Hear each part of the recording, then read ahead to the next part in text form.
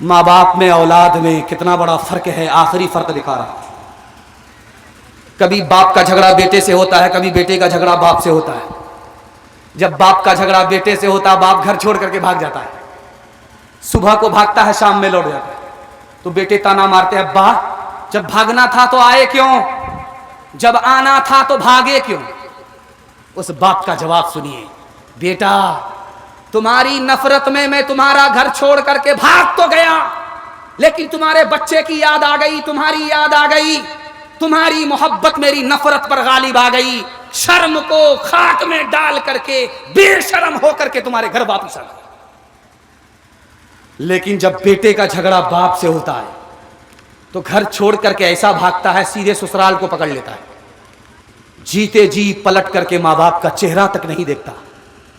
कब वापिस आता है, जब मस्जिद से जनाजे का ऐलान होता है कि फुला का बाप मर गया, फुला की माँ मर गई, तो मगरमच्छ के आंसू फूट फूट करके बहा करके रोता हुआ चिल्लाता हुआ आता है, बाप का कंधा देता है, ओ बदनसीब सांप तो निकल चुका, लकीर को अब पीट करके कुछ होने वाला नहीं है।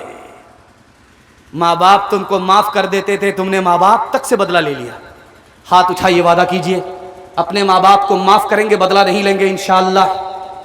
शादी से पहले माँ बाप को, शादी के बाद सास ससुर को कमा करके खिलाएंगे इंशाअल्लाह। अच्छा ये जवान को देखिए, हाथ उठा करके यहाँ नाक पर हाथ रखे हुआ है। अभी कौन सा मच्छर बैठा है यहाँ पे?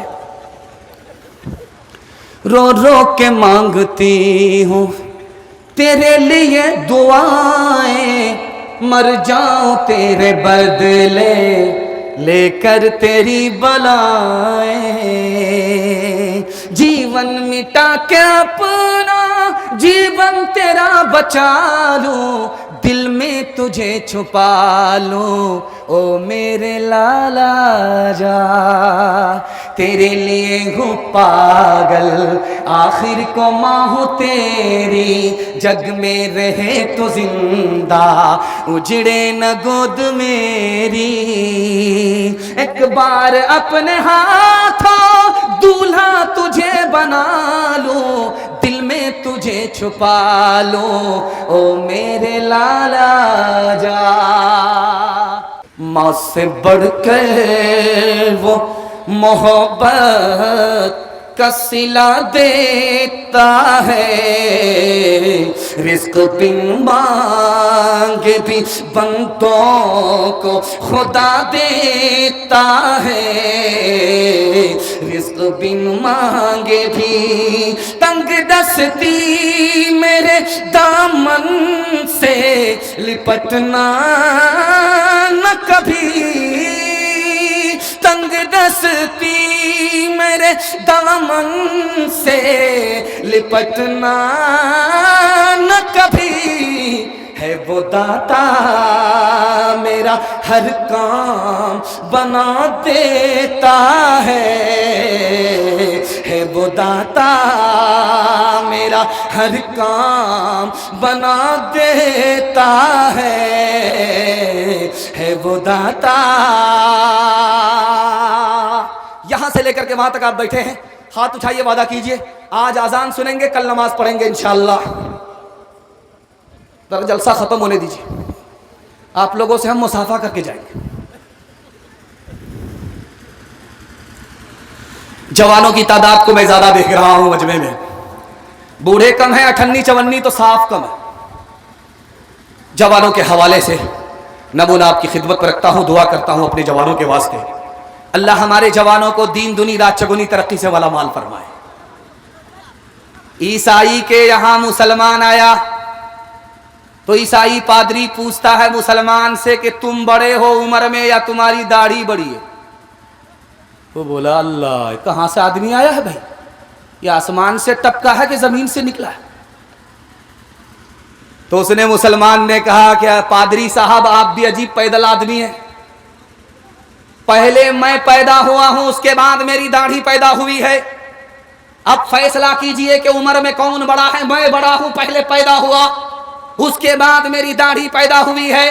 तो पादरी ने मुसलमान को कितनी प्यारी नसीहत की, ओ मुसलमान तुम्हारा नबी पर ईमान है, नबी की सुन्नत को तुम पकड़ने का, उस पर चलने का दावा करते हो, 20 साल पहले जब तुम मेरे पास आए थे तो तुम्हारी दाढ़ी काली थी, 20 साल के बाद जब मेरे पास आए हो तो तुम्हारी दाढ़ी सफेद हो गई। 20 साल पहले जो दाढ़ी काली थी 20 साल के बाद वो सफेद हो गई। 20 साल में तुम्हारी दाढ़ी बदल गई, लेकिन तुम मुसलमान होकर के 20 साल में नहीं बदले। अफसोस तुम्हारी दाढ़ी पर नहीं है, तुम्हारे इस्लाम पर है।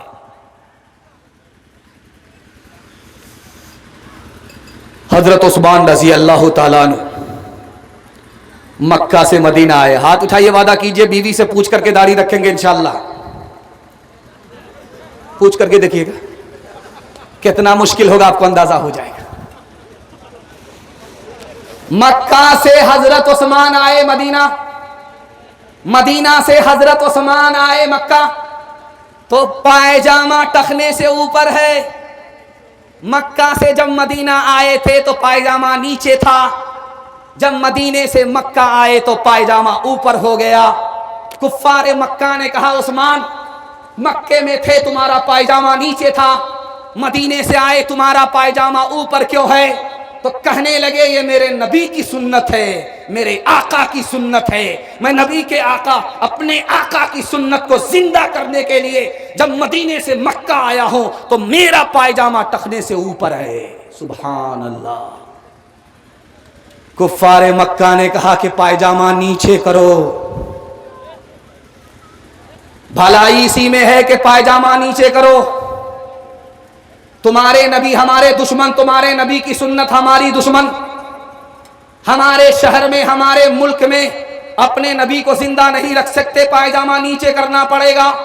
आशिके रसूल तो वो थे, कुर्बान जाऊं उनके इश्क पर। कहा कि जान तो जा सकती है, पायजामा नीचे जा नहीं सकता। मैं नबी की सुन्नत को जिंदा करते हुए अपनी गर्दन तो कटा सकता हूं, नबी की सुन्नत को छोड़ करके गर्दन झुका नहीं सकता। खरैया का आदमी गया सिल्लीगुड़ी, 2 लाख का कुत्ता खरीद करके लाया और गोद में बिठा करके उसको चूम रहा है। मुर्गी की तरह, तोते की तरह, बकरी की तरह पाल रहा है। और दाढ़ी भी नहीं, मोच भी नहीं, पूरा सफाचट चेहरा, फुटबॉल का मैदान। बच्चा रात में घबरा जाए कि अम्मा है कि अब्बा। 2 लाख का कुत्ता गोद में। तो उसको किसी मुसलमान ने कहा, शर्म नहीं आती, मुसलमान होकर के कुत्ता पालते हो? नबी की सुन्नत के खिलाफ है। बिल्ली पालोगे, नबी की सुन्नत है। मुर्गी पालोगे, नबी की सुन्नत है। बकरी पालोगे, नबी की सुन्नत है। कुत्ते को अगर बकरी की तरह घर में पालोगे तो ये नबी की सुन्नत के खिलाफ है। तो कहने लगा कि अगर घर में कुत्ते रखोगे तो रहमत के फरिश्ते नहीं आएंगे। तो हंस करके कहता, इसीलिए तो कुत्ता पाला है कि जब फरिश्ता नहीं आएगा तो रूह निकालेगा नहीं, मैं जिंदा रहूं, मरूंगा। उसने कहा, अरे अकल का टूवर, अकल का नाखून लो, आखिर कुत्ता भी तो मरता है। जो कुत्ता की रूह निकालता है वही तुम्हारी रूह निकालेगा। गैरों के जैसी है सूरत तुम्हारी, तुम हो मुसलमान नरिया के नारी। गैरों के जैसी है सूरत तुम्हारी, तुम हो मुसलमान नरिया के नारी। खतरे में है तेरे मजहब की शान, है रे मुसलमान, है रे मुसलमान, है रे मुसलमान, है रे मुसलमान। फिल्मी चलन से तुम्हें दोस्ती है, कौले मोहम्मद से क्यों दुश्मनी है? फिल्मी चलन से तुम्हें दोस्ती है, कौले मोहम्मद से क्यों दुश्मनी है? कासिर खुदा का है ये इम्तिहान, है रे मुसलमान, है रे मुसलमान। माशाअल्लाह, बहुत खूबसूरत सामाईन और सुनने वाले अपने मेहमान की आबरू का सामान। दिल से दुआ करता हूँ अल्लाह महशर में आपकी आबरू का सामान फरमाए। यहाँ से लेकर के वहाँ तक तीसरा पैगाम सुनने के लिए तैयार हैं? जो उसके साथ हाथ उठाइए इंशाअल्लाह। लूट करके लाएंगे, कूट करके खाएंगे। हाथ उठा दीजिए इंशाअल्लाह। अल्लाह अल्लाह। ये जलसा अमोर नहीं पहुंचेगा, ये सीधा कब्रिस्तान पहुंचेगा। और जलसा में आखिर में दुआ क्या होगी? जनाजा पढ़ा जाएगा। ध्यान से रखिएगा, आपके दिमाग को टटोल करके मैं आपका इम्तिहान लेना चाहता हूं कि आप यहां हैं, पिंडाल में हैं कि ससुराल में। हसन बसरी आए जलसे में, माइक पकड़ करके जलसे के लोगों से एक सवाल पूछा। एक लाइन का सवाल है, जितने लोग बैठे हो मेरे सवाल का जवाब दो। एक लाइन में सवाल है, मुंह मांगा इनाम मिलेगा कि इस मजमे में, इस जलसे में, इस पिंडाल में सबसे बड़ा बेवकूफ कौन है? एक आदमी भी उठ करके सवाल का जवाब नहीं दिया। कौन बेवकूफ होगा जो अपने को बेवकूफ बताएगा? या तो बेवकूफ भी अपने को बेवकूफ नहीं कहता, अक्लमंद कहता। हजरत ने एक लाइन का सवाल पूछा कि इस मजमे में सबसे बड़ा बेवकूफ कौन है? किसी ने जब जवाब नहीं दिया तो हजरत ने कहा कि एक लाइन में जवाब सुन लो, इस मजमे में, इस पिंडाल में, इन हाजरीन में सबसे बड़ा बेवकूफ वो है जो हराम कमाता है, हराम कमा करके लाता है, घर में जमा करता है, बीवी बाल बच्चे को खिलाता है, ये मर करके कब्र में पहुंचता है, बीवी बच्चे मस्ती करते हैं, ये कब्र में हराम की सजा उठाता है। दुनिया में इससे बड़ा बेवकूफ कोई नहीं। बाप का इंतकाल हो रहा है तो बेटा को बोला, बेटा जब मैं मर जाऊं तो मुझको पुरानी कब्र में दफन करना, नई कब्र में दफन मत कर। बेटा बोला, अब्बा नया मुर्दा नई कब्र में जाता है, आप पुरानी कब्र में क्यों दफन होना चाहते? कहा बेटा फरिश्ते को ठगना है। फरिश्ते को ठग लोगे? एक मिनट, जब तुम हमको पुरानी कब्र में दफन करोगे, फरिश्ता आएगा पूछने के लिए तो उसको चकमा देंगे। अभी तो पूछ करके गए थे, क्या बार बार दिमाग खराब करने के लिए आए? ये जिंदगी आनी जानी है, ये दुनिया दारे फानी है, बेकार की आना खानी है, ये तेरा है वो मेरा है। कारून गया दौलत न गई, दारा भी गया हशमत न गई। कारून गया दौलत न गई, कारून गया दौलत न गई, दारा भी गया हशमत न गई। इंसान की मगर खसलत न गई, ये तेरा है वो मेरा है। हाथ उठा लीजिए। ये 2025 खत्म हो रहा है, 2026 आने वाला है। मसनदे रसूल पर मैं गारंटी देता हूं, आपके हाथ पर भी पैसा होगा, जेब में भी पैसा होगा, घर में भी पैसा होगा। जरूरत खत्म हो जाएगी, पैसा खत्म नहीं होगा, गारंटी है। मगर इसके लिए आपको दो काम करने हैं, हलाल कमाना है और हिसाब से खर्च करना है। आप तजर्बा कीजिए, अल्लाह आपको तरक्की के आसमान पर पहुंचा देगा। पैसा खत्म नहीं होगा, जरूरत खत्म हो जाएगी। चूंकि हलाल में बरकत है, हराम में बरकत नहीं है। आप खर्च करते करते थक जाएंगे, पैसा खत्म नहीं होगा, क्योंकि हलाल में बरकत है। हलाल कमाइए, हिसाब से खर्च कीजिए। हाथ उठाइए, वादा कीजिए, बेटी में लेंगे देंगे, बेटा में लेंगे। हाथ उठा दीजिए इंशाअल्लाह। चचा मैंने आपका हाथ देख लिया, मैं आपको कुछ नहीं कहूंगा, क्योंकि आसमान ही से आपको लाइसेंस मिला हुआ है। सर उठा करके बैठा हुआ था कुर्सी पर, बीवी हॉस्पिटल में। थोड़ी देर में नर्स वापस आई, बाहर आई, कहा मुबारक हो, बेटी के बाप हो गए। तो सर गाड़ करके ऐसे बैठा कि मुकदमा हार गया।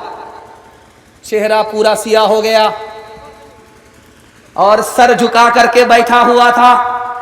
बीवी हॉस्पिटल में, नर्स ने आकर के बताया कि तुमको बेटा हुआ है, मुबारक हो। जो सर झुका हुआ था वो सर उठा करके आसमान की तरफ देख रहा कि जिब्रील अमीन वही लेकर के आ रहे। बेटा का नाम सुन करके सीना चौड़ा हो जाता है, सर उठाता है। बेटी का नाम सुन करके सर गाड़ करके बैठ गया।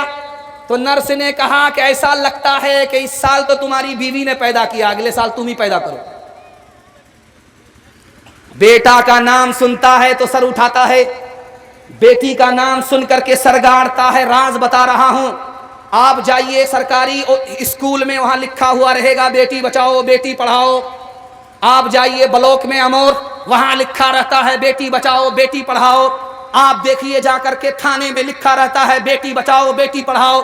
आप देखिए ट्रक के पीछे लिखा रहता है बेटी बचाओ बेटी पढ़ाओ। ये कहीं लिखा हुआ नहीं है बेटा बचाओ बेटा पढ़ाओ। राज क्या है तो लिखने वाले ने लिखा कि इस हिंदुस्तान में एक साल में 10 लाख लड़की को मार दिया जाता है, इसलिए लिखा है बेटी बचाओ बेटी पढ़ाओ। ये मारने वाले कौन हैं? घर के लोग हैं। घर के लोग में कौन है? माँ बाप हैं। मारते कैसे हैं? अल्ट्रासाउंड मशीन ने बता दिया कि माँ के पेट में बेटा नहीं है बेटी है, गिरा दिया। गिराने के नतीजे में एक साल में 10 लाख मासूम की जान चली गई। ये अपने खून का खून करके जन्नत की तमन्ना रखता है। बेटा आ रहा है, आने दो, बरकत आ रही है। बेटी आ गई तो मीठा मीठा हफ हफ कड़वा कड़वा थू थू। शादी को जाने दीजिए, मरकी को दिखा रहा हूं। बीमार पड़ा है, एक रिश्तेदार देखने के लिए नहीं आया। जैसे ही माइक से ऐलान हुआ कि उसका इंतकाल हो गया जो बीमार था, तो मिट्टी देने के लिए आए और मिट्टी दे करके दस्तरखान पर खाने के लिए बैठ गए। मिट्टी दिया है, कीमत जब तक वसूल नहीं करेंगे यहां से नहीं जाएंगे। अल्लाह के रसूल की तालीम है कि जिसके घर में जनाजा उठे, जिसके बाप का इंतकाल हो जाए, जिसकी मां का इंतकाल हो जाए, उसके घर में अपने घर से खाना पका करके ले जाओ, मुसीबत के मारों को खिलाओ। उनके घर में मुसीबत है, उनको खिलाओ। 3 रोज चूल्हा नहीं जलेगा, अपने चूल्हे पर खाना पका करके ले जाओ, उनको खिलाओ। लेकिन गंगा तो उल्टी बह रही है। उनके बाप को मिट्टी देने के लिए आए, उन्हीं के दस्तरखान पर मेहमान बन गए। मिट्टी की कीमत लिए बगैर नहीं जाएंगे। बुलंदशहर में लोग मिसवाक कर रहे थे, किसी का जनाजा उठा था, तो लोग कहते हैं लोग मिसवाक क्यों कर रहे हैं? क्या पता नहीं है, ये मिट्टी दे करके दस्तरखान पर हड्डी चबाएंगे, इसलिए दांत को पिजा रहे हैं।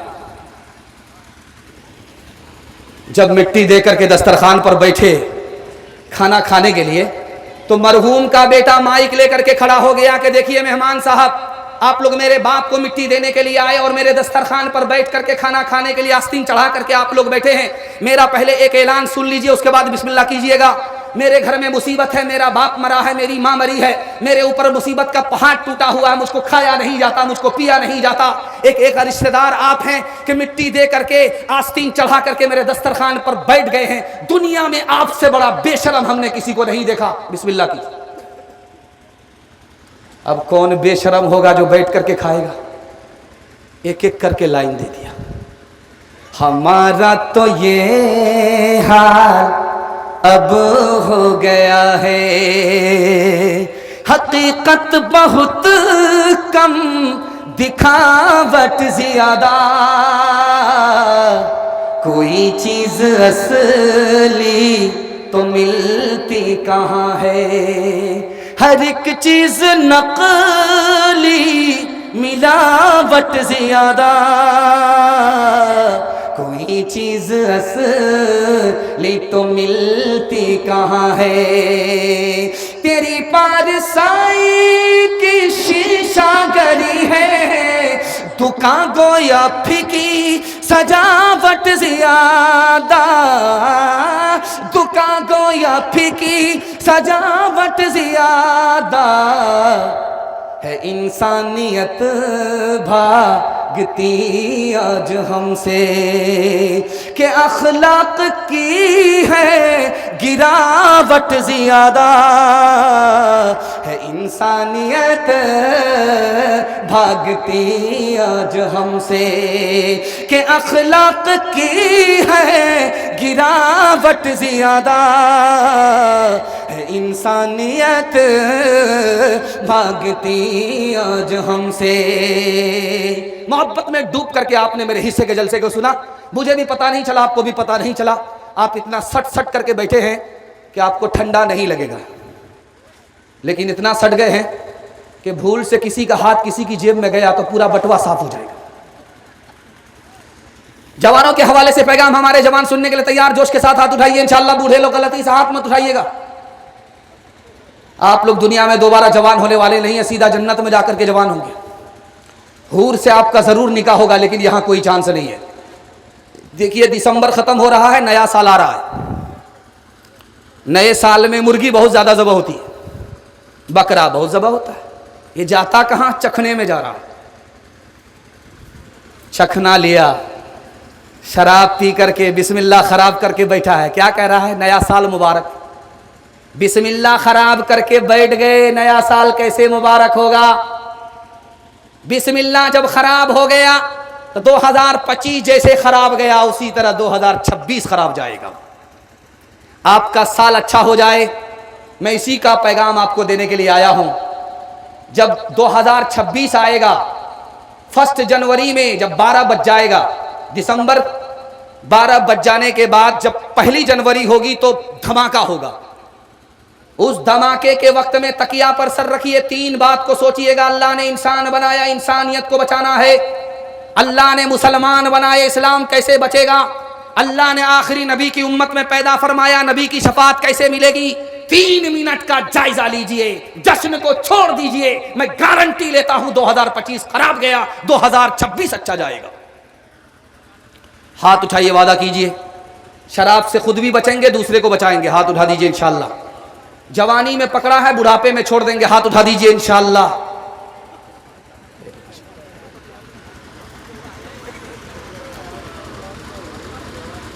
बाप ने बेटा से कहा, बेटा तुम दारू नहीं पीते हो, दारू पीने वाले के साथ मत बैठना। तुम जुआ नहीं खेलते हो, जुआ खेलने वाले के साथ मत बैठना। तुम जिना नहीं करते हो, जिनाकार के साथ मत बैठना। कब तक बचोगे? आग से तो बच जाओगे, धुआं से नहीं बचोगे। शराब नहीं पीते हो, शराबी के साथ मत बैठना। जुआ नहीं खेलते, जुआरी के साथ मत बैठना।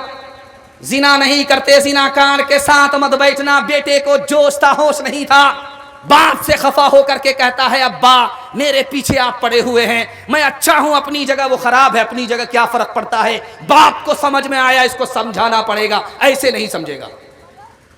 बाप ने कहा, गिरवा चौक जाओ, 1 पेटी सेब खरीद करके लाओ। जब बेटा गया गिरवा चौक, 1 पेटी सेब लेकर के आया तो बाप ने कहा, खोल करके देखो कोई सेब सड़ा हुआ तो नहीं है। बेटे ने जब खोल करके देखा तो सब सेब सलामत थे, 1 सेब सड़ा हुआ था। जब बेटा उसको निकाल करके फेंकने लगा तो बाप ने कहा, वो खराब है अपनी जगह, ये सही है अपनी जगह, फेंकने की जरूरत नहीं है। पेटी को बंद करो, 3 दिन के बाद देखना।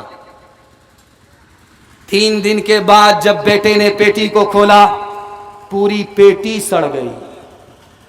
अब बाप ने मौके का चौका मारा, तुम तो कहते थे वो खराब है अपनी जगह, ये सही है अपनी जगह।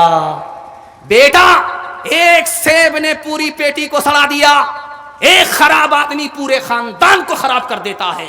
हाथ उठाइए, वादा कीजिए, खुद भी दारू से बचेंगे, पूरे समाज को दारू से बचाएंगे इंशाअल्लाह।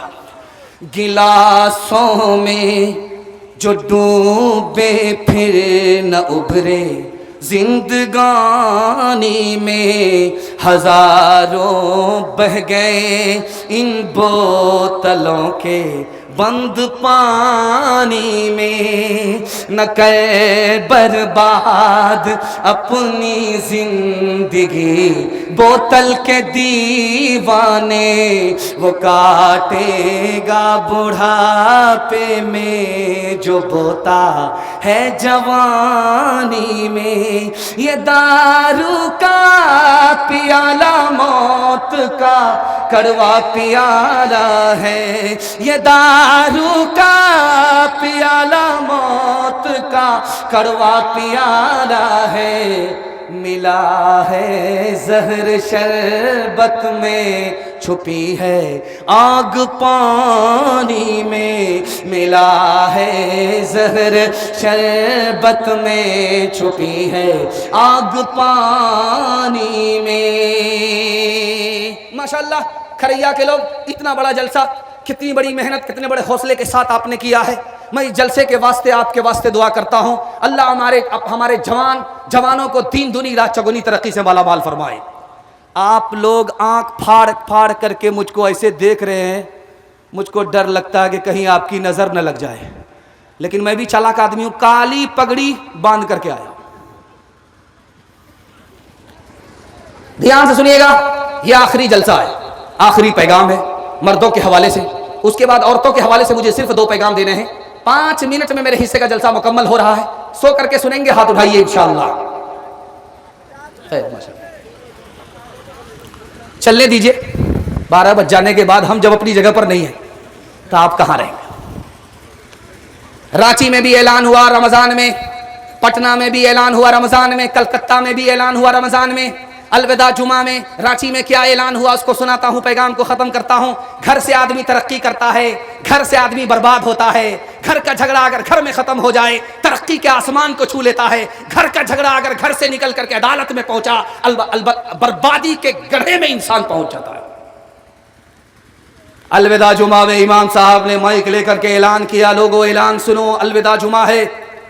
ईद की नमाज 7:30 बजे ईदगाह में होगी, ईद की नमाज 8:30 बजे ईदगाह में होगी, ईद की नमाज 9:30 बजे ईदगाह में होगी। तो एक आदमी खफा होकर के खड़ा हुआ, इमाम साहब ऐलान वापिस लो, अगर ईदगाह में पढ़ोगे मैं कभी नहीं पढ़ूंगा, मस्जिद में पढ़ोगे तुम्हारे साथ पढ़ूंगा। तो इमाम साहब के पैर के नीचे से जमीन निकल गई। बुलाया, क्यों भाई क्या परेशानी है तुमको? ईद की नमाज है, जुमा की नमाज नहीं है। ईद की नमाज ईदगाह में पढ़ी जाती है, तुमको क्या परेशानी? तो वो खफा होकर के कहता, परेशानी मेरे भाई का 10 साल से केस चल रहा है, वो मनहूस ईदगाह में पढ़ता है, उस मनहूस के साथ मैं कभी नहीं पढ़ूंगा। तो इमाम साहब को समझ में आ गया इसके भाई का झगड़ा है, हल कर देते हैं। तो इमाम साहब ने कहा, परेशान क्यों होते हैं, तुम्हारा झगड़ा मिनट में हल कर देते हैं। तुम भी ईदगाह में नमाज पढ़ना, वो भी ईदगाह में नमाज पढ़ेगा, वो एक किनारे नमाज पढ़ेगा, तुम एक किनारे नमाज पढ़ना। जब नमाज खत्म हो जाएगी वो अलग रास्ते से चला जाएगा, तुम अलग रास्ते से चले जाओगे, सांप भी मर गया, लाठी भी न टूटी। तो खफा होकर के कहता है कि आप एक किनारे की बात करते हो, अगर मुझे पता चल गया कि मेरा भाई जन्नत में गया है तो मैं जन्नत में भी नहीं जाऊं। ये रोटा में मड़वाड़ी है, मुसलमान है, मुसलमान जमीन बेच रहा है, मड़वाड़ी खरीद रहा है। क्यों भाई? 2 वजह से। आंख से पट्टी हटा रहा हूं, अकल का नाखून लेने के लिए कह रहा हूं, अभी वक्त नहीं गया, बर्बादी को हम बचा सकते हैं। ध्यान से सुनिएगा, मौलाना वली रहमानी अल्लाह को प्यारे हो गए, उन्होंने किताब लिखी अदलिया और समाज। अल्लाह से दुआ कीजिए अल्लाह उनकी कब्र को नूर से भर दे। रोटा में मड़वाड़ी मुसलमान की जमीन खरीद रहा है, मुसलमान बेच रहा है, मड़वाड़ी खरीद रहा है, मुसलमान बर्बाद है, मड़वाड़ी तरक्की के आसमान में है। 2 वजह से। उन्होंने कहा कि वकील से जाकर के पूछो, कोर्ट में जाकर के वकील से पूछो, डिस्ट्रिक्ट कोर्ट में जाओ, हाई कोर्ट में जाओ, सुप्रीम कोर्ट में जाओ, वकील के सीने पर हाथ रख करके पूछो, मड़वाड़ी का केस आता है, वो सीना ठोक करके बोलेगा आता ही नहीं। क्यों भाई, मड़वाड़ी का झगड़ा नहीं होता? तो उनका कहना है झगड़ा तो होता है, घर में हल हो जाता है, अदालत में जाता ही नहीं है। सुभान अल्लाह। और मुसलमान का झगड़ा घर में हल होता ही नहीं है, अदालत में जाता है। डोरी एक्ट का मुकदमा मुसलमान का 2011 में कितनी तादाद में आया?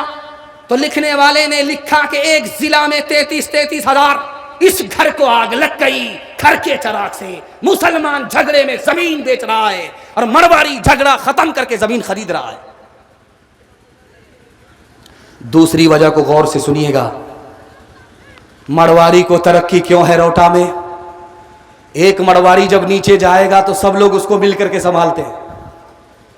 एक मर्तबा जाएगा नीचे, एक मर्तबा ऊपर उठाएंगे, 2 मर्तबा नीचे जाएगा, दूसरी बार उठाएंगे, तीसरी बार जाएगा, तीसरी बार उठाएंगे, जिंदगी भर नीचे जाएगा, उसको संभालते रहेंगे। कौम का आदमी है, कौम से पीछे जाने नहीं देंगे। लेकिन बदकिस्मती से अगर कोई मुसलमान नीचे गया है तो उस पर थूकते, उसको ताना मारते, उसको गाली देते। और खुशकिस्मती से अगर कोई मुसलमान ऊपर जा रहा है तो उसके घर का ही आदमी उसकी टांग खींच करके नीचे लाता है, बेटा इतनी जल्दी ऊपर जाने की जरूरत नहीं, बराबर में रहो। एक किताब है संस्कृत जबान में, उसका नाम है कलीला दिमना, मदरसे में पढ़ाई जाती है। मदरसे में संस्कृत जबान पढ़ाई जाती है, हिंदी जबान पढ़ाई जाती है। हिंदी जबान हिंदुस्तानी जबान है, संस्कृत जबान हिंदुस्तानी जबान है। मुसलमान जबान के दोस्त हैं, दुश्मन नहीं है, अपनी जबान समझते हैं। उस किताब में लिखा है कि 3 जानवर थे, शेर, चीता और गीदड़। तीनों शिकार करते थे, मार करके लाते थे, बांट करके खाते थे। 3 जानवर को शिकार किया, गधे को मारा, हिरन को मारा, खरगोश को मारा। तो शेर बोला चीता से कि बांटो, कैसे बांटते हो? तो चीता बोला बंटवारा बिल्कुल आसान है, ये जो खरगोश है ये गीदड़ खा लेगा, ये जो हिरन है मैं खा लूंगा, मैं छोटा भी नहीं बड़ा भी नहीं, बीच बीच का हूं, और सबसे बड़े आप है, गधा आप खा लीजिए। शेर को गुस्सा आया, उसने उसके मुंह पर तमाचा मारा कि सबसे बड़ा गधा मैं नजर आ रहा, मैं इस बंटवारे को नहीं मानता। शेर ने गीदड़ से कहा तुम बांटो, कैसे बांटते हो? तो गीदड़ बोला बंटवारा बिल्कुल आसान है, ये जो खरगोश है आपके नाश्ते में खाने का है, ये जो हिरन है ये आपके दोपहर में खाने का है, ये जो गधा है उल्लू का पट्टा ये सहरी में खाने का। तो शेर बोला सब मेरे लिए? कहा हुजूर आप तो राजा, बचा तो रोजी नहीं बचा तो रोजा। सुभान अल्लाह। शेर गीदड़ से बोला कहां से, किस स्कूल में पढ़ते हो, कहां से पढ़ करके आए? तो गीदड़ बोला किसी स्कूल में नहीं पढ़ा। उस एक तमाचे ने बता दिया कि बंटवारा कैसे होगा। मुसलमान मुसलमान मुसलमानों संभल जाओ, मुसीबत आने वाली है। मुसलमान मुसलमानों संभल जाओ, मुसीबत आने वाली है। तेरी बर्बादियों के मशवरे हैं आसमानों में, न समझोगे तो मिट जाओगे हिंदुस्तान वालों, न समझोगे तो मिट जाओगे हिंदुस्तान वालों।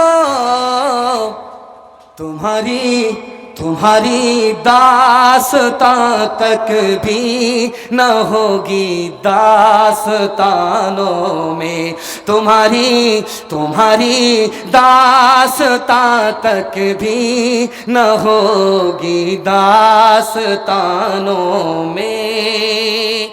ये बगल में बिशनपुर है, इधर हिंदू भाई बसते हैं, इधर में खरैया है, इसमें मुसलमान बसते हैं। हिंदू मुसलमान भाईचारा को अल्लाह सलामत रखे, कबूलियत की घड़ी है, इसके वास्ते भी दुआ हो जाए। अल्लाह भाई भाई का प्यार और भाई भाई की मोहब्बत हिंदू मुसलमान को अता फरमाए। यहाँ से लेकर के वहाँ तक सुनने के लिए तैयार? जोश के साथ हाथ उठाइए इंशाअल्लाह। दिल मिले या ना मिले हाथ मिलाएंगे, हाथ उठा दीजिए इंशाअल्लाह। अच्छा सच्चाई से बताइए, जब दिल मिलेगा नहीं तो हाथ मिलाने से क्या फायदा होगा, बताइए आप। ये उत्तर प्रदेश में एक जगह है, उसका नाम है संत कबीर नगर, उत्तर प्रदेश में। उत्तर प्रदेश में एक जगह है, जिला है, उसका नाम है, पूरे जिला का नाम है संत कबीर नगर। कबीर दास सूफी संत के नाम पर वो जिला है। जलसे में जब कबीर दास आए तो इधर के आदमी से पूछा कि तुम कौन हो? उन्होंने खड़े होकर के कहा कि हम हिंदू हैं। इधर के लोगों से पूछा कि तुम कौन हो? कहा हम लोग मुसलमान हैं। तो कबीर दास ने हिंदू से कहा कि तुम सर पर हाथ रख करके खड़े हो जाओ। मुसलमान से कहा कि तुम सीने पर हाथ रख करके खड़े हो जाओ। हिंदू से कहा कि तुम सर पर हाथ रख करके खड़े हो, मेरे एक सवाल का जवाब दो, ये दुनिया जाने वाली है कि नहीं? तो जो हिंदू सर पर हाथ रख करके खड़ा था उसने चेहरे से इशारा करके सर हिला करके कहा कि हाँ दुनिया जाने वाली है। कहा बैठ जाओ। जिस मुसलमान को सीने पर हाथ रख करके कबीर दास ने खड़ा किया, उससे पूछा कि सीने पर हाथ रख करके बताओ ये दुनिया जाने वाली है। मुसलमान ने कहा कुल्लु मन अलैहा फान वयबका वजहु रब्बिका ज़ुल जलाली वल इकराम, सिर्फ खुदा बाकी है, बाकी सब फना हो जाएगा, सब ये दुनिया जाने वाली है। कहा बैठ जाओ। हिंदू को सबक दिया, मुसलमान को सबक दिया, जो चीज जाने वाली होती है उस पर कोई झगड़ा नहीं करता। सुबह को जब बादशाह ने दरवाजा खोला तो देखा एक हरिजन सड़क में झाड़ू लगा रहा है। वजीर से बोला कि इस हरिजन को फांसी पर चढ़ा दो। जब उस बेचारे को फांसी पर चढ़ाया जाने लगा तो उसने बादशाह से कहा, मेरा कसूर क्या है, मुझको फांसी पर चढ़ा रहे हो?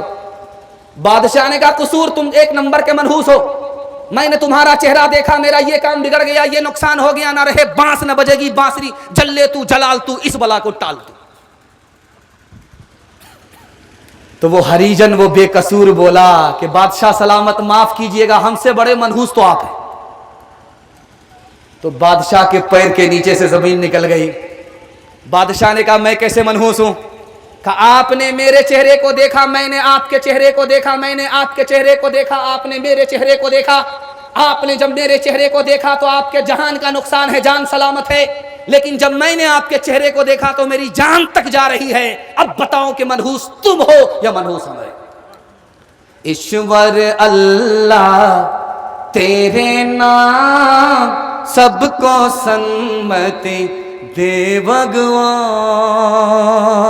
इस धरती पे बसने वाले सब हैं तेरी गोद के पाले, सब हैं तेरी गोद के पाले, कोई नीच न कोई महान, सबको सन्मति दे भगवान।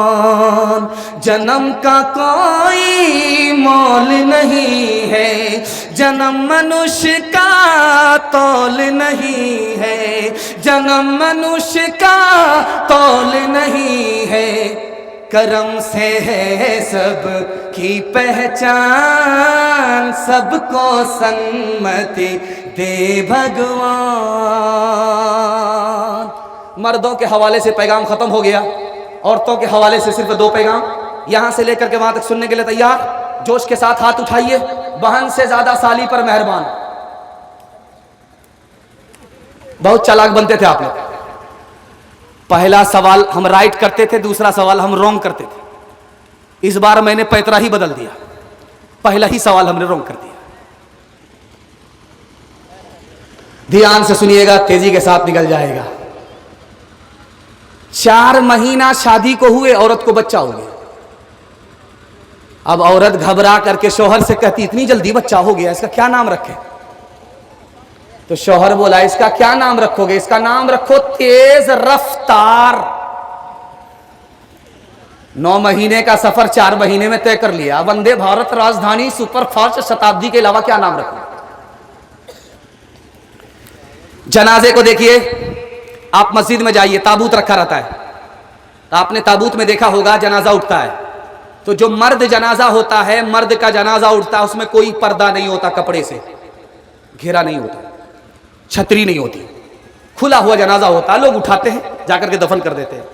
मस्जिद का ताबूत देखिए जाकर के, मस्जिद में रखा हुआ है। लेकिन जब औरत का जनाजा उस ताबूत में उठाया जाता है तो जानते हैं क्या होता है? उसमें छतरी डाली जाती है, पर्दा डाला जाता है। क्यों भाई, ये किसकी सुन्नत है? तो लिखा कि ये फातिमा रजी अल्लाह अन्हा की सुन्नत है। जब वो इंतकाल करने लगी तो कहा कि मेरी अगर रूह दिन में प्रवास करे फिर भी रात में दफन करना, रात में इंतकाल करे रात में दफन करना, दिन में इंतकाल करे रात में दफन करना। और जब मेरा जनाजा उठाना तो पर्दे के साथ, छतरी के साथ उठाना। लोगों ने पूछा ऐसा क्यों? कहा कि आज तक किसी गैर मर्द ने मुझको नहीं देखा कि मैं लंबी हूं कि नाटी हूं, दुबली हूं कि पतली हूं। मैं चाहती हूं कि मर जाने के बाद भी कोई मेरा जनाजा ना देखे, ताकि अंदाजा ना लग सके कि मैं दुबली थी या पतली थी, नाटी थी या लंबी थी। मैं जीते जी पर्दे के साथ थी, मरने के बाद भी पर्दे के साथ खुदा के साथ मिलना चाहती हूं।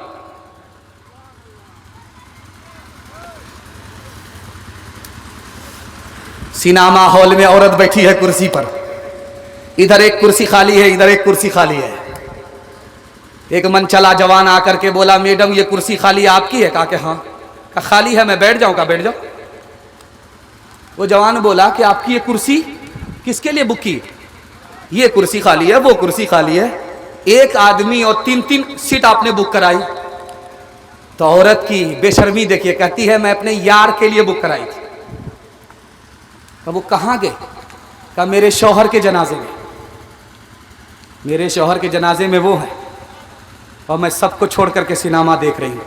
आप बोलेंगे ये फर्जी बात है, गरीबी बात है, दुनिया में हो रहा है। क़यामत आने वाली नहीं है, क़यामत आ चुकी है।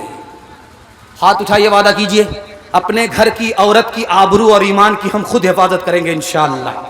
वो हया की, वो हया की, वो हया की खूबसूरत एक परी है फातिमा, इसलिए तो, इसलिए तो, इसलिए तो शब को दफना ई गई है फातिमा।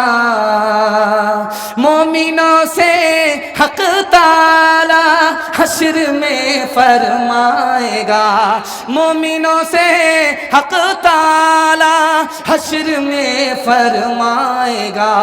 अपनी नजरों को झुका लो, अपनी नजरों को झुका लो, आ रही है फातिमा।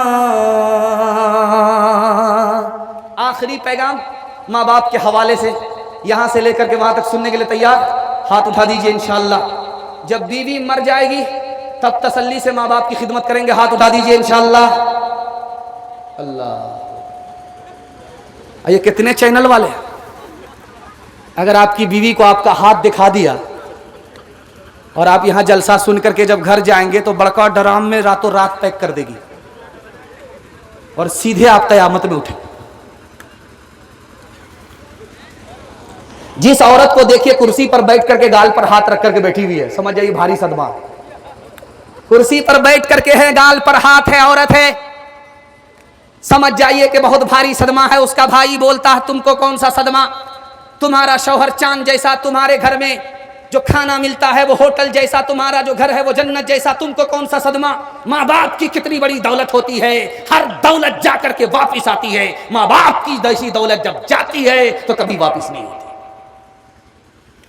उस औरत का जवाब सुनिए। उसने कहा 4 साल हो गए शादी को, गोद में एक बच्चा नहीं, न बेटा है न बेटी है, कुछ भी नहीं है।